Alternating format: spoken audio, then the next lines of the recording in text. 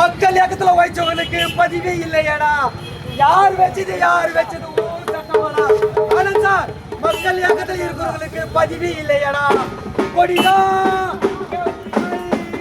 திருவண்ணாமலை மாவட்டம் ஆரணியில் தாவேக தலைவர் விஜயின் பிறந்த நாளுக்காக நடைபெற்ற பால்குட ஊர்வலத்தின் போது தனக்கு ஏன் அழைப்பு தரவில்லை என கூறி முன்னாள் நிர்வாகி ஒருவர் மாவட்ட செயலாளருடன் வாக்குவாதத்தில் ஈடுபட்டார்.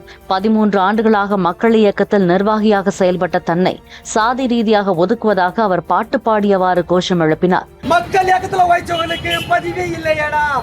யார் வச்சது ஊர் சட்டமாடா? ஆனா சார், மக்கள் இயக்கத்தில் இருக்கிறவங்களுக்கு பதிவே இல்லையாடா? கொடிதான்.